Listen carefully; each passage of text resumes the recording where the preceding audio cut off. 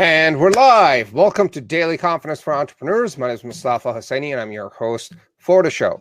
At Daily Confidence for Entrepreneurs, we share tips, actionable advice, and strategies that you could use on a daily basis and boost your confidence in different parts and areas of your business. During the show and after the show, we always have a draw for the gifts, and for you to enter the draw for the gift, if you like the show, leave a comment, ask a question, tag a friend who could benefit from the conversation that we're having with our guests. Before, during, or after the show, you enter your name for the draw. Also, if you subscribe to any channel, the channel that you're watching, whether it's on YouTube, Twitter, Facebook, and or if you're watching or listening to the podcast on Apple, Spotify, Google, and other platforms, if you write a review or rank the show, you also enter your name for the draw. I have an amazing guest, Corey Perlman. Welcome, Corey. Thank you, Mustafa. It's good to be here, buddy. And so today we're talking about how to avoid social media overload. So let me do the proper intro with Corey, and we're going to get right started. We got some very important topic, social media, which is very hot these days, and that's what we're going to dive into. So Corey Perlman is a speaker, consultant, and nationally recognized social media expert. His latest book, Social Media Overload, ranked #1 on Amazon.com in every major business category. Corey has spoken for brands such as General Motors, the PGA Tour, and Cisco Foods on how to drive business results through social media. His company, Impact Social Inc., employs a team of highly skilled digital specialists that manage the social media accounts for over 40 businesses. When not working, Corey loves singing Jimmy Buffett lyrics to his young son and trying to overtake his teenage daughter for most Instagram followers. Welcome, Corey. Thank you. That's an uphill battle, Mustafa. It'll never happen. Kids know how to use social media. Amen. They live on it, right? Yes, sir. Like my 5-year-old is getting there, and he's just 5. Yeah. He's like coming up with ideas. He's spending a lot of time on YouTube watching cartoons, and the new kids are growing up on social media. Yeah, and they watch stuff. My kid watches other people play video games, which is the weirdest thing to me. But yeah, they do. That's a thing. That's a thing. That's a thing. Yes. And the kids that actually broadcast their games on social media, they make a killing out of it. They do. They make more money than we do. I don't know what's going on in the world today. But I should get into gaming. There you go. So, Corey, what is your story? How did you get into doing what you're doing now? Yeah, Mustafa, I appreciate it. I'll keep it brief so we, keep the value running for your listeners and watchers and such. But I've been in this business for over a decade.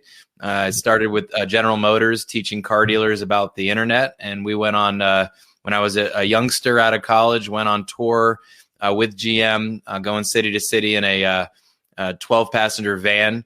And we literally did that for 6 months, going to about 30 cities. And during that trip, I met a woman who was on tour with us who became good friends and ended up becoming my wife. So that was awesome as well. And then from there, I worked on a startup for a few years, and we sold that startup. And then I went into a kind of consulting for clients and such on digital. And I wrote my first book called eBootcamp. And it was traditionally published by Wiley and kind of kickstarted my speaking and consulting career. And then I started getting asked by lots of different industries just to help do their social media and digital marketing. So I didn't have enough bandwidth to do it all myself. So I created an agency, and we've been doing it for 10 plus years ever since. And we get to work in all kinds of fun industries, helping people do their social media and digital marketing. And I've got a staff of about 7 to 8 people, and we work with businesses all over the globe. So it's really fun. Beautiful. Is there any specific type of businesses that you guys try to serve? Yeah, I would say professional services. So, dentists, mortgage brokers, that kind of thing. We also work very closely with Dale Carnegie and personal development, leadership training and such. Beautiful. So what is the deal with this social media overload? What is the problem?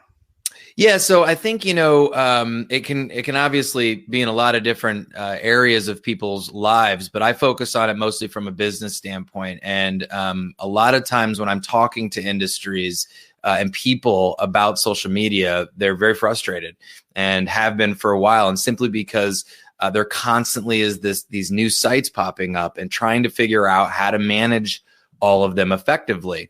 And so my big thing, and the reason I wrote that book, and still to this day, it's 4 years later, I still say this quite a bit, is, I'm a big fan of focusing on a few and doing them really well, as opposed to being a jack of all social media sites, master of none. So it's really about figuring out where your customer base is hanging out on social and meeting them there, and staying away from the, hot social media sites that may just be distracting you or your audience. Okay. And so you've done a whole bunch of stuff. How did you narrow it down to social media? How did you end up with all the work that you've done? It was really kind of a sort of a path or a journey. Started on internet marketing back in the day, SEO, websites. And then over time, social media has just become such a behemoth from a marketing standpoint. Now, all that being said, a question I'm often asked around that is, are websites still important? Is SEO still important? And the answer is absolutely. They work hand in hand with social media and work really well together. One thing I always note whenever I talk about websites, it's an important detail, and it's the fact that we own our websites, and we can't say that about other sites like Facebook, LinkedIn, Twitter, Snapchat, TikTok, whatever. That's all rented, leased space. And they can change the rules. We've seen it happen on a moment's notice. And that's why I think websites are so important, and why we should continue to invest in them and modernize them and nurture them year in and year out. I think that's very important. But, social media is a primary strategy for most businesses. And the question again always comes down to what's moving the needle.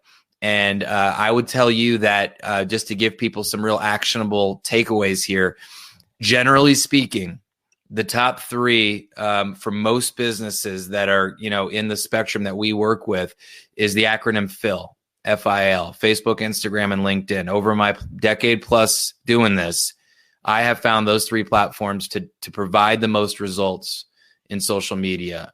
Twitter, distant fourth.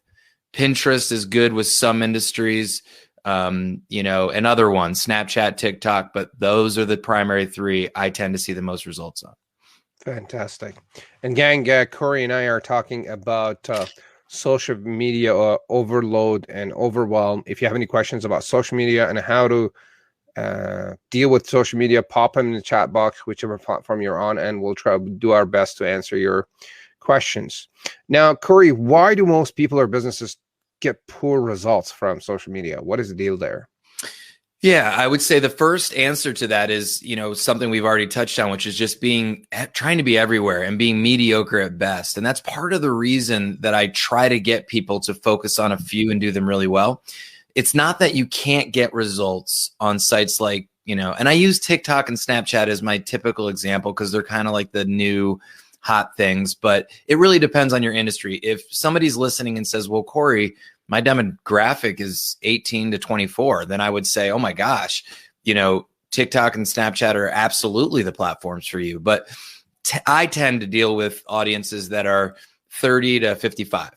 And it doesn't mean that you can't see results on a site like TikTok, but what I see tends to happen is that it distracts us from focusing on Instagram or diving into the features that may get you more results on Instagram. So if I can give a couple examples of that.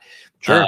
If Instagram and Facebook are, say, your dominant platforms, and you're working on creating quality content, which is important, but there are features within each of these platforms that will help you get more engagement. For example, on Instagram, stories or reels are great features that that Instagram is really pushing hard right now. So anytime, any of our real estate clients or dental clients or mortgage clients are looking for more engagement, one thing that we'll try to do is find ways to create these stories or reels within their platforms. And it's like free advertising from Instagram. They push it because that's a feature that they're pushing. Same thing goes with Facebook. We're on live right now. Facebook Live from a video standpoint has been a hot feature for Facebook for about 2 or 3 years now, and still is. And that. I think that's really important. And then just video in general. And I'll even say with LinkedIn is a great platform. If I'm talking to some professional services, some B2B folks out there, and you're looking to kind of up your game on LinkedIn, think about video. Apply to be LinkedIn Live. And if you don't get LinkedIn Live right away, post some videos on LinkedIn and watch your engagement. We tend to find that we get a little bit more uptick in engagement because, again, LinkedIn is pushing video very hard. Absolutely. Now, I know we talked about trying to be on multiple social media platforms and trying to own it all. What are some other myths that people have about social media? A couple of myths out there. One would just be, that if you post it, they will come, I guess, to some degree. And I don't even know if that's a myth anymore, but it's worth saying that I just said this on another call that I was on, and it's a big thing for businesses out there. If you're a business and you're using social media for marketing, you got to have an ad budget. So just write that down, circle it. I hate to be the bearer of bad news, but 5 years ago, you'd ask me that question. I'd say, no, there's a lot of organic stuff we can do that moves the needle and all that. But nowadays, Facebook, Instagram, you post anything out there in a business page. We all know this. You got 100 fans. Only about 5 or 10 of them are even getting a chance to see it without sprinkling the magic pixie dust on it. So just note that if you're a marketer out there, if you're within a company and you've been struggling with the the direction, or the executives are like, why aren't we getting more engagement? You can share this with them and tell them that I said, hey man, you got to have an ad budget. And then the people typically ask me after that, well, what kind of ad budget should we have? Well, that obviously depends on the business, but I'll give you an answer to that. Typically with our clients, which are small to medium-sized businesses, we'll have anywhere on the low end from say $250 up to $1,000, maybe even $2,000 specifically of ad budget that goes to these platforms. And we'll spend that money, some of it, on boosting or promoting posts. And so I just told you to create a video. So we're talking to a real estate agent and they want to do a virtual listing, and they take people through the house and it's beautiful and they post this to their Facebook. You got to boost it, right? Spend $20, $40, $60 and get more people seeing that post. And of course, you're going to see more engagement that way. And then the other money that I might spend on behalf of advertising on Instagram and Facebook would be more traditional ads, promoted posts, sponsored posts that will go out to different groups, different people besides the people that are engaging with your page. And the beauty behind social media is the amazing way that we can target demographics. Again, I'll just use the real estate agent example. Obviously, geography, location, age group, likes and interests, male, female, and it goes on. And we can really narrow that target to quality people. But the bottom line is we just can't expect great results today without having an ad budget behind us. Got it. Curry, Adele says, ad budget is good, but their service suck. They don't respond and it make you feel like you're a guilty party. What do you say to that? Well, if he's talking about Facebook or Instagram, that we're a small fish in a gigantic pond, right? So that can be challenging. Absolutely. I think that, if you're having trouble, I guess hearing from them, things of that nature, you can certainly try. What I tend to tell people is if you're willing to spend money with Facebook and Instagram, they tend to be willing to communicate with you. I guess I would just, in your correspondence with them say, hey, I'm looking to increase my ad budget, but I'm having some challenges that I need help with. And if they don't respond, I'd be pretty surprised about that. Most of our challenges communicating with Facebook, Instagram is when it's more customer service related and not advertising related. I don't know if that helps or not, but. Absolutely. And I think, Adele, to your question, it probably takes time to optimize an ad. to get it to work and to have the right target market, right copy, the whole thing. So I think it's a learning process as well. Yeah, let me give you one quick best practice too. If you are interested in obviously social advertising and you're playing around with it, again, I just use our experience, so take it for what it's worth. But two of the areas that we've found to get the most bang for our buck from a pure social advertising standpoint, one is remarketing. And for those that most of you probably know what remarketing is today, but just in case, if you're searching for a spatula on Amazon and then that spatula follows you around all over the internet, that's remarketing. And we can do it too, which is super exciting. So somebody goes to your website, and you can drop a little pixel on them and they go back to their social platforms and we can stay top of mind with them, which is really powerful. And we like using that quite a bit with our clients. The other one is a lookalike audience, which I absolutely love. And what that essentially is whether or not we give them a database, them being Facebook, Instagram, or they visit a website and we drop a pixel, we figure out who that audience is. And then we develop an audience, or Facebook develops an audience of like demographics. Mm-hmm. So again, if I give them a list of people in Milwaukee, Wisconsin that are typically aged 30 to 60, 60% female, whatever, then Facebook creates a new demographic for me to advertise to that have like demographics, which is pretty powerful. Got it.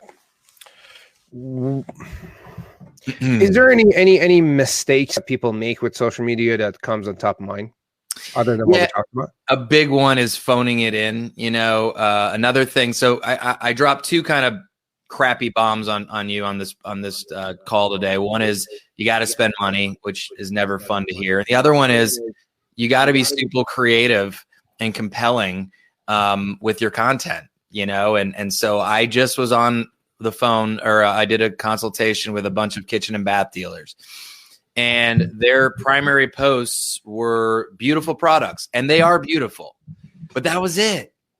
And that's not enough to move the needle, So some things that I would suggest to stop phoning it in on your social would be humanizing the brand. So what can we do on our business platforms to get behind the scenes, to show the human side of our brand? That might be meeting your staff. That might be getting more connected with your community. That might be showing your face more, doing more video, trying to add more value that way. That might mean humor. That might mean levity. That might be a ray of sunshine in some very dark times on social media, as we've seen in the past. But that's what I mean by phoning it in, is just kind of the standard, boring articles, pictures.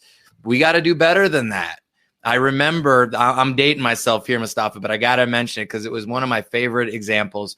It was Blendtec blenders many, many years ago. And the guy was tasked with getting their blender from B to B to B to C. And he had a very limited budget. And he decided to start blending random household objects in the blender. Yeah. You probably remember this. Yeah. And then they blended an iPhone, one of the early edition iPhones, and it went bananas. And not only did it go viral, but it also helped sell more blenders to consumers. And I tell that story simply to say that even a blending manufacturer can find ways to be creative and do things different on social media. Yeah, I think the title was "Will It Blend?" Correct. And he would just throw random things in there and see if it would blend. Yes. And then the next thing people were waiting for would be the latest version of iPhone or Android, which would be like $1,000. Now it's $2,000, and he would throw it in there and see if it would blend, and it would just turn it into dust. Right? Yes. The stuff that would show up in the blender was really scary, actually. Yeah. Yeah. That's interesting. So while we're at it, what are some good ways for businesses and business owners to drive engagement on social media? Yeah, good question. One thing I like to tell folks, an easy thing to do is I liken it to getting at a wedding. It's hard to get people on the dance floor. So you get the wedding party to join in, and it sort of warms the audience or the rest of the guests up to be on the dance floor.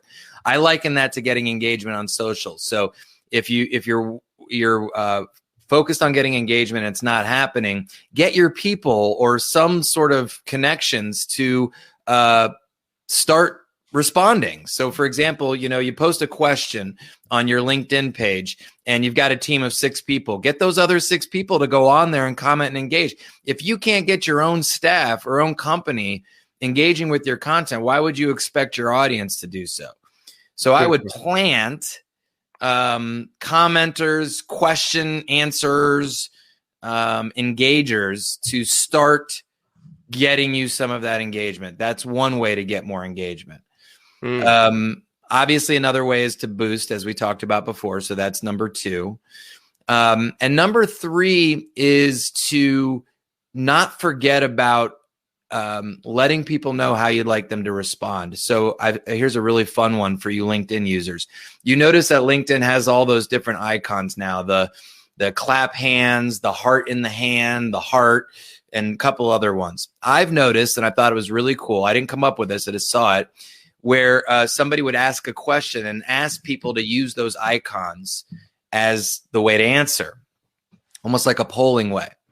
And I saw some really great results with that. People were given a very creative way to be able to engage with their answer on that, and saw some cool results. So ask for the engagement and then tell them exactly how you'd like them to respond. Love it. Love it. Love it. Love it. I had a question earlier on and I forgot to ask, and I think it's important. Let's say that I'm starting with social media, or I have been on social media for a while. I'm trying to be on multiple platforms. Nothing is working. What are your suggestions and tips on how to pick the one social media platform to master? Yeah, that is, I appreciate you asking that question, because that's an important one. Even before you dive in, it's really to figure out who your demographic of your typical audience is. And I recognize too that a lot of us have a wide range of prospects, so I look at it like a bell curve, and wherever that major area is where I want you to focus. So what's their age? Again, what's their demographic like? Is it tend to be B2B, or is it much heavier B2C? Do they tend to still be kind of the older generation? When I say older, I'm kind of talking about myself nowadays, but 45 plus, those things will dictate to me where you should start. And obviously if it's, B2B, it's LinkedIn. If it's 40 plus, it's Facebook. If it's the millennial zennial market, it definitely could be Instagram / Facebook. The beauty behind Instagram and Facebook is that they're owned by the same company. So if you have a lot of anti-Facebookers out there who are a little bit younger, and but they tend to migrate to Instagram, which they work so well together because they're owned by the same company. And then if they're younger, then obviously TikTok comes into play, and so does Snapchat. Not my expertise. I wouldn't be able to tell you anything about those platforms because that's not my market. But that would certainly be the place that I might start. And then, a couple other platforms out there, just so people are aware, is that, I was just talking about Pinterest yesterday. I don't ever talk about Pinterest, Mustafa, very rarely. But in certain industries, it makes complete sense. Yeah. Real estate, interior designer, weddings. Yeah. Photographers. It's huge, right? And then there are other platforms like House and even some of the fringe sites that might make sense for certain demographics. So all that being said, the answer to your question is figure out who your market is and then prioritize a platform from there. Absolutely. I'm just going to add a comment about my experience with this, and I'm going to go over a question that I see here. And that is, tell me if you would agree or disagree with this. And that the experience is, try to master one platform, one strategy, and be the best at it. Make it work for you, and that should be more than enough for you. Like if your audience hangs out on Facebook, get on Facebook, learn how to do Facebook, forget about everything else, and you can make a lot of money. Do you think that's a true statement, or is that a false statement, or do we need to modify it? I think it's true. I look at kind of what you're doing right now. I think like you're focused on this, daily confidence video series, podcast series, and I'm assuming that this is the lion's share of the time that you're spending dedicating to your social. And and like you're a good example where you can still syndicate across platforms. So you're showing some love to YouTube, showing some love to Twitter, Facebook, but you're primarily focused on this episodic kind of content. And I love that. So I'm a big fan of that. So for those that are saying, gosh, I don't know where to begin. I like your idea of one platform, but I like even more so one strategy. Mm-hmm. So that might be this episodic type of content like you're doing now, or maybe that's just, once a week, it's an interview, or even it's just you on camera, or maybe if you're not a camera person, I'll tell you what I do really quickly. Once a week with my team, besides doing video, I write a meaty piece of content. So I sit there on Monday and I say, what is something that I could write about that would be of value to my crowd? And I write about it and I send it to my social team. And they chop it up and they post it throughout the week. So any of the content you see on our stuff typically comes from the one piece of meaty content that I do during the week. And that seems to be the heart and soul of our content. So does that kind of make sense? Absolutely. Absolutely. So I have a question here. Adil says, can you comment on asking for comment on social media platforms? Is it generally a good idea? And he says he heard that it's not a good practice to overdo it or do it too much.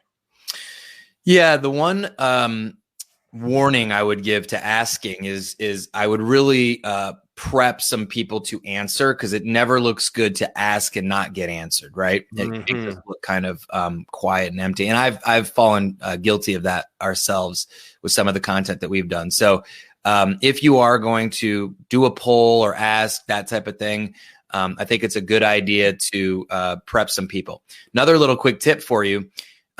When you do polls and such, we set them up in a way that doesn't show respondents. It just shows percentages. So for example, it might be 30-70 and maybe 6 people did the poll, but it doesn't show that 6 people responded to the poll, Okay. So doing things like that, just, especially if you're starting out or you don't have a huge pool to choose from, setting yourself up for success so that it doesn't look like it's super quiet is a good idea. But I'm okay for asking for comments, but not overdoing it, and prep a couple people to answer those comments. Absolutely. Can I share a question that we actually tested over the weekend and he actually got good responses? Sure, absolutely. So the question is, what do you hate about X? Mm-hmm. That's some market research that you could do with your audience and ask, what do you hate about marketing? What do you hate about social media? What do you hate about accounting? And then that's a very good engaging question that they will give you some business ideas. There's probably some article titles in there that you could write about. And people really like to talk about what they don't like. I love that. I'm going to write that down. I absolutely love that. So we were doing our quarterly planning workshop here this weekend. And we actually did it during the workshop. And within a day or two, each of our students had probably 10 or 20 comments about what they hate about, say, stress, what they hate about marketing, and the rest of it. But I love that.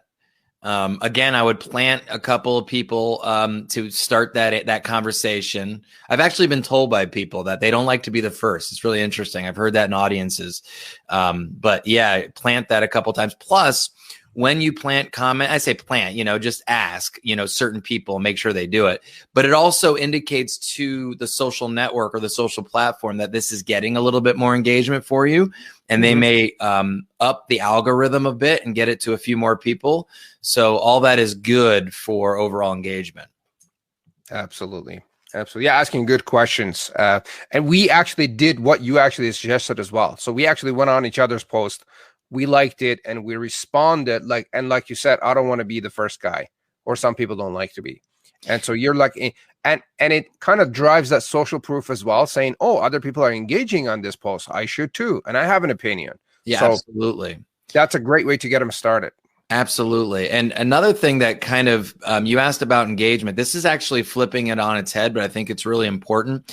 I dedicate time once a day to go out on my tribe's content and engage with their content. I go with the sole purpose to engage with other people's posts and not do any content posting myself. A lot of people you and I got to make sure we get connected. And as I move forward, I'll make sure to, like your stuff. And engage with your upcoming podcast episodes and such. And, you know, what that does is, not only is it, I like to do it, especially the stuff that I'm interested in, but it reminds people that you're there, obviously. So it's a top of mind strategy. And of course it's a karma strategy that typically you scratch my back, I'll scratch yours kind of philosophy. So, you know, we are both mutually friends with my friend David Newman, and we do that for each other all the time. You know, I'm constantly going out and engaging with his stuff, and I make sure to, because he does it for me. And that's another way of, making sure that you're getting engagement. So 15 minutes a day, folks, go out on social media with the sole purpose to engage with other people's posts and not your own. Good idea. I really like that idea, especially with your tribe and with your friends and people that you support, or, you know, maybe if they're your customers, they're your program, you like them, comment, and it kind of encourages other people to engage with their post as well. Yes. And they would turn around and do the same with you, like comment, like, share your post, and engage in different formats. 100%. Love it. I really like your idea about spending money on a little bit of money on social media too, because relying heavily on organic alone will take a lot of time and man hours. Right. But if you spend a little bit of money to boost it to your target audience, and the other thing is you can still pixel those people as well, and the people that engage with you even on social media. I really like that. Yeah. I mean, not only, you know, we talked about obviously advertising with social, but the other side of it is figuring out what you don't want to do or don't have time to do, and just being very honest with yourselves about that. So even in my business, being in social media, you'd be shocked at how little I post on social media. As I've gotten older, as I've got kids, I've been gotten busier. You know, I typically travel in non-COVID times quite a bit.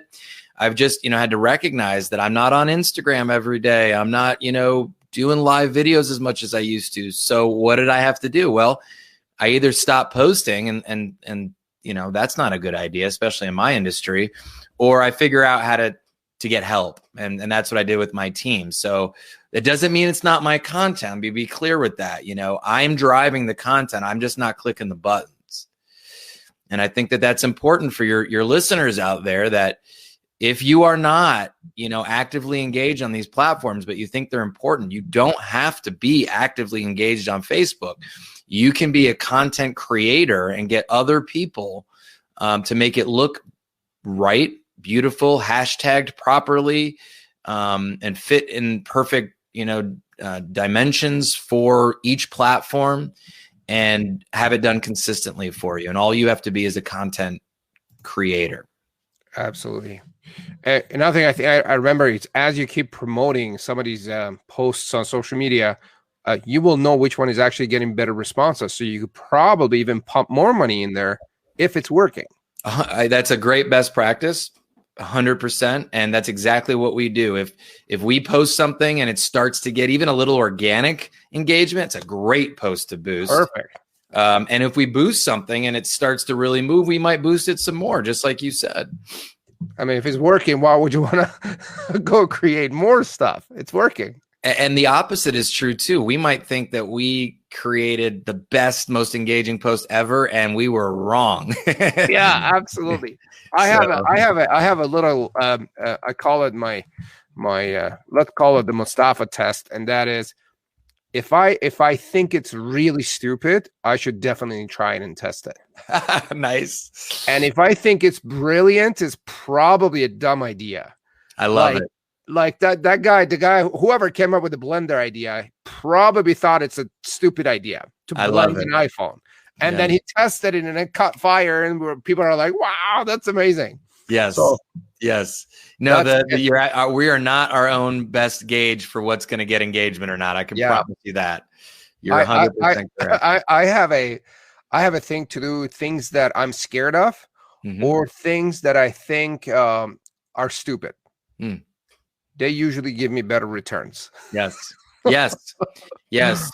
Another one that just popped in my head that's really good for getting engagement is newsjacking. And what I essentially mean by that, in my definition, it might be different for other people, but it's simply like whatever everybody else is talking about, if you can create a thread between that topic and your business, you can anticipate more engagement. So an example of that right now would be March Madness. Here in the States, and you may have international listeners, March Madness is on a lot of people's minds. And so Dale Carnegie is a client of ours, which does professional development and, public speaking and leadership programs. And Dale Carnegie's got these human relations principles, 30 of them. And so we did a March Madness bracket around the principles and let people vote on which ones got all the way to the final four and then eventually the winner. And it did great. It was one of our highest engagement we've ever had with them. And I think the reason it did so well is not because we created a bracket, but because we created a bracket during time when everybody was watching and doing their own brackets for March Madness. Very interesting. Yeah. Very interesting. So writing on some other thing that is going on, and then you just use maybe the tags and engage in the posts and writing your way there. Yeah, and be careful with that now. A couple of warnings / caveats with that. One would be obviously, but it goes without saying, don't jump on anything that's newsworthy that you don't want to talk about or that might frustrate people. Politics, terrorism, stuff that's really not a good idea to mix in with your content. So I'm not saying that. So typically what our litmus test or gauge as to whether or not we should do it is, can we offend anyone?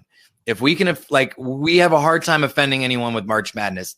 Maybe somebody who hates sports or hates basketball, but we're pretty safe there. So we were fine with it. But, we're you got to be careful, I guess, with your audience. Yeah, we're very careful. Even with holidays and such, we try not to, make people, especially if we have any kind of internet, like a good example. A lot of our clients are North American based. Yeah. So we want to be careful about saying, happy 4th of July or happy Thanksgiving, because it's American based. And at least create some context to our American friends. Mm-hmm. Happy Thanksgiving to you, or, Boxing Day in Canada or whatever. So that we don't look like we're not paying attention or being insensitive to our audience. Is definitely a part of it.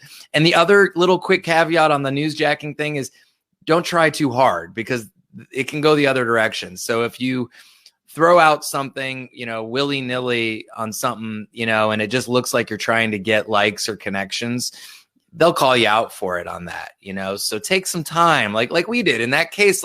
We really found something that made sense with what was going on in our little world and Dale Carnegie's world, and it worked together. Mm-hmm. But if you just throw something out there and it doesn't really make sense, we've been called out on that before. So beware of that. Absolutely. So while we're at it, I have a question. I'm going to ask my next important question. And Adele says, any suggestions on Messenger and WhatsApp?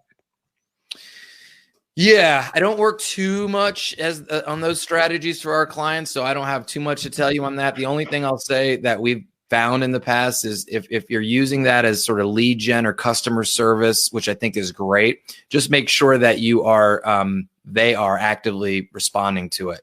Don't frustrate your audience. So never use a feature that you're not actively managing. And I've been on the receiving end of this. I send a message via Messenger and I get an Autobot, which is fine. But eventually, if I'm ready to get to a customer service rep and then it's crickets, well, you lose me as a customer. So just make sure that if you are diving into a feature like WhatsApp or Messenger, that there's somebody on the other end or there's an autoresponder on the other end that gives me a good customer experience. Absolutely. Yeah, I haven't done much with the Messenger or WhatsApp. The only thing I've done is I set up WhatsApp on my Facebook page, and that hasn't been doing much for me. Yeah, I can understand that. So how do you deal with negativity? If you make a post, let's say Happy 4th of July, or you say something and people of different faith or people of different opinions, they get offended. How do you deal with that? In those type of cases, I actually use a Dale Carnegie principle, and I am quick to apologize, and apologize emphatically and sincerely, because especially if we were wrong, or if we weren't thinking fully about everybody, and we're very sensitive to that. But a couple additions to that, and with response to negativity, one thing we try really hard not to do, and I recommend to all of you out there, don't pick fights. Keyboard warriors, man. It's like it seems like everybody's just waiting for a brand or a person or an influencer to respond negatively. And then they go to, toe to toe. And as a business, I don't think that's helpful. So a few best practices, if I will, on just responding to negativity, whether it be reviews or just overall negative sentiment on a post, like you said. Be as empathetic as you possibly can. Try to fix the problem. The cool thing is that there's been studies that have found that if a business responds to a negative review and tries to fix the problem and or fixes the problem, and the reviewer goes back and says, hey, thank you so much, I'm good, that does more from an overall satisfaction than if it never happened at all, which is pretty cool. And I think that just indicates that people appreciate authenticity and businesses owning the fact that we're not perfect and we make mistakes, which is cool. But if you can't fix the problem, take it offline as quickly as possible. So don't pick a fight. Don't, go back and forth. If it can't be fixed, then just say, hey, I'm really sorry this happened. I'd like to get your email address or phone number so that I can work with you to try to respond and fix your issue, and leave it at that. Absolutely. In my experience, when you try to pick a fight, it never ends well. No. And it doesn't look good. It doesn't look professional, and people do see that. And like you said, we have a pretty good chance of converting that negative comment into a paying customer. Yes. And actually probably a higher chance than maybe the positive ones. Yep. Because in my experience, when people have a negative feedback, that's when they care. They were actually thinking about signing up, and they saw that the objection, or they saw something wrong. And now when you address it professionally, then you have a chance of having a lifelong, loyal customer. Amen. Yep. Right? Who's going to talk about you? Versus screw you, sorry to cut you off. Versus like, oh, you saw a problem? Screw you, blah, blah, blah, blah. Here is, They may go to the end of the earth to promote you after helping solve their problem. I remember I had a guy who gave me a scathing book review, my first book. And part of the reason for that was that I wrote a very non-evergreen book. So at the time, from my best of my knowledge, everything was accurate. The rules, the strategies that I gave. But years later, those strategies from Google and all the other stuff changed. So he beat me up for it. But we got on the phone and I talked with him about it. I listened to him. I said, in some cases, you're absolutely right. Here's my reasoning for other things. We ended up having a good friendship. I think he even booked me for a speaking gig in Toronto. It definitely happens. And there's a meme out there that if you guys want to search it or something, you've probably seen it, but I absolutely love it. And when I get back out speaking, I'll definitely show it as an example, but it's two dogs and there's a barrier between them, and they are vicious dogs and they're screaming at each other. Rah! And then the gate opens up and they're just like, licking and just sweet as can be and totally quiet. Then the gate closes and then they're vicious again. And then the gate comes back up and nothing. And then the gate, and it goes back and forth. And it's just like, if that doesn't like talk about this computer thing between people, I don't know what does. Crazy. Absolutely. So Corey, I understand you're sharing a gift with us about your masterclass. Yeah. So what I thought I would do is I've got a presentation, my typical presentation that I do on stage. And people always ask for my slides. And so my slides are really a lot of to-dos and summaries of what I talked about. So what I thought I would do is give the folks that are watching us or listening via podcast the opportunity just to have those slides, to review them, to keep them, to soak them in, and have them. Yeah. So that's what that is. Fantastic. So gang, as you can see, Corey has a wealth of knowledge and experience when it comes to social media. If you want to tap into his experience and get his training slides and the to-do lists that he has around different parts of social media management and marketing and the rest of it. I put the link in the chat box. It is in the show notes as well if you're listening. And so go grab it. And if you want to tap into his expertise, reach out, have a conversation. I know a few people that do know him, and they wouldn't recommend him unless he was really good at what he does. So go ahead and get access to that. Now, Corey, what are some of the books that have made a massive impact in your life or in your business? Oh, I really love that question. One was E-Myth Revisited by Michael Gerber. Very much an entrepreneurial journey, employee versus employer kind of mindset stuff. Really great book. Rich Dad, Poor Dad by Robert Kiyosaki and Sharon Lecter. Big time for me in the early stages of my career. Good to Great by Jim Collins is another one that I absolutely just have read over and over and over again. I plugged in my buddy David Newman, but both of his books, Do It Speaking, Do It Marketing, have been on my shelf, reviewed multiple times. He also gets a lot of other experts besides himself to share their wisdom in those books, which I thought have been super helpful, very, very tactical. So those are good ones. Just think of a couple of others. Dale Carnegie's books, as I mentioned earlier, How to Win Friends and Influence People. One of the best ever that I've read, and I reread over and over and over again. And then just a podcast. I know you didn't ask that question, but I love Tim Ferriss's podcast. I'm a huge avid listener to that and love it a great deal. So I've gained so much interesting information from his podcast. So. Yeah, he does share a lot of good. And I just saw like a 3.5 hour podcast from him. One of his latest ones. It's like, I got to go on a drive for that one. Exactly. He does share a lot of good stuff. Yes. Multiple runs or multiple drives to get through a Tim Ferriss podcast, but they're usually worth it. They're worth it. He has some really good people in there. So those are some amazing books. I've read most of them except for David Newman's book, which now is on my list to go read. And that's amazing. Amazing. Yeah. Now, Corey, if you had a Facebook ad or an internet ad where everyone on the internet would see, what would your message be? I would say, I love teaching. So I love being on the road. Not too often because I love my family, but if I could offer value to your audience, whether that be in person or virtual in 2021, I would definitely offer that. And you can go to CoreyPerlman.com, which is my name, which, you find on here to see more about that.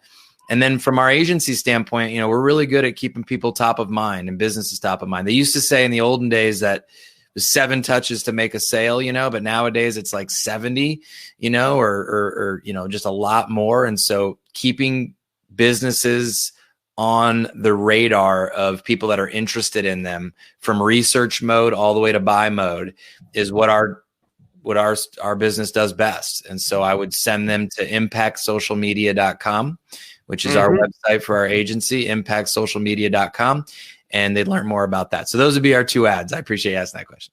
Fantastic. What's one piece of advice that you received that made a massive impact in your business or in your life? Fire myself on anything that I am not a complete expert in or that I do not like to do. That has been hugely valuable, which I think one of the ways I learned that advice, ironically, was from Tim Ferriss's book, The 4-Hour Workweek, which is another book I would recommend. So circle back on that. Shout out again to him. But that advice of fire myself. I used to dabble in websites and create Instagram posts or work in Canva, and I just wasn't very good at it. So I stopped doing it. I now have a team of people who are freaking magicians at it, and creating e-newsletters. So, If it's not something you love to do, find other people who are really good at doing it. And then just one recent one I'll leave you with, just advice wise, that early on in the pandemic, I had, our accountant who I've been with for a very long time. We were trying to get the PPP loan and we never heard from them. Like, I expected to hear more from them in times of crisis. And so they're no longer our accountant. On the flip side, my banker here, which is with a very large bank, by the way, called me out of the blue about a year ago and was like, "Hey, Corey, I know you're a small business. I know this is challenging. I know you're probably trying to get this PPP thing. They have no idea what it is. How can we help? How can we support you? What can I do? Can I walk you through this?" And I was like, "Yes, thank you." And he did. And so it was a huge reminder to me that we have to make sure that we are not just reaching out to our customers and clients when we need something, but when they need something. And so I've tried to do a better job now and in the future of reaching out to my clients and customers and just saying, how can I help? How can I be of service? But I don't want them to wait 6-8 months to be like, gosh, it'd been nice to hear from Corey more. So that wasn't advice given to me, but it was advice that I've had to learn over the last 12, 16 months. And that's a very, in my experience, the most profitable advice. When you reach out to your customers and like that, and every once in a while and say, "Hey, can I help?" Yes. And usually they come back and say, "Yeah, I actually was expecting a call. Thanks for reaching out. Here's what I need." They never say to you, "Can you stop over communicating and offering value to me?" Yeah. They never ask you to stop, but they typically, when they leave, they might say, "We could have heard from you guys a little bit more." Fantastic. Corey, what advice would you give your 20-year-old self? Don't keep the music inside of you. We think we were busy when we were younger. You have no idea how busy you get when you're older. So to my 20-year-old self, I would say, write the books, write the poems, write the songs, take the trips, don't wait, until you think that there's going to be a right time, because there isn't. And so, and I did do some of that, which I am kind of proud of, but I certainly could have done more of it. And I guess, a little personal note, I guess don't take, relationships for granted. At 20 years old, I would have only had my mom for 4 more years. So I would have visited her more and seen her more, because I didn't know that, it was only going to be 4 more years that I'd have her. So cherish those relationships, because, time is indeed short. Absolutely. Love those. Don't keep your song inside. Did I get that right? Don't keep your the music inside. Yeah. Let it out. And nurture your relationships, because you never know how long you're going to have them. Yes. Love it.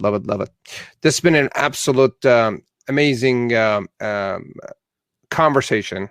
Some good value that you shared, to-dos, what to do, what not to do, because I know social media these days is very important, especially with this whole online madness that we have going on because of COVID. So gang, if you want to reach out to Corey, what was the website again, Corey? Yeah, it's my name, CoreyPerlman.com, CoreyPerlman.com, or ImpactSocialMedia.com. ImpactSocialMedia.com will get you to us. Beauty.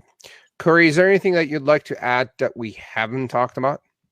Well, you're an excellent interviewer. You ask great questions, and I really enjoyed this conversation and the questions at the end, just to kind of pull out a little bit more beyond just social media. But yeah, I would just say perfectionists are the enemy to progress when it comes to social media in particular. So if you are a perfectionist, try to get away from that and just try to be more consistent on this. I think you're a great example of that, where I'm sure doing this over and over and over again, I bet you when you first did StreamYard, it was a painful experience, and now you are a pro. And that's what happens when you do something consistently. Absolutely. Yeah, I appreciate that. Thank you very much, great to have you again. If you're watching or listening, one way that we add value to our audience is by helping them create and implement their one-page marketing plan through our bootcamp simple marketing formula, and we do that over a weekend. So if you wanted to create your one-page marketing plan for 2021 and increase your chances of reaching your goals and being successful by at least 40 times, check the link in the chat box and in the show notes, and check the page for the upcoming dates. I appreciate you. Thank you for joining us. Again, if you want to enter the draw for winning the gifts, if you like the show, tag someone in there if they could benefit from the conversation, ask questions, and stay engaged. You enter into the draw, and then we'll go from there. Thank you for joining us. My name is Mustafa Hosseini, and thank you, Corey, for joining me again. And you guys have a great day, and we'll see you on our next episode. Thanks, everybody.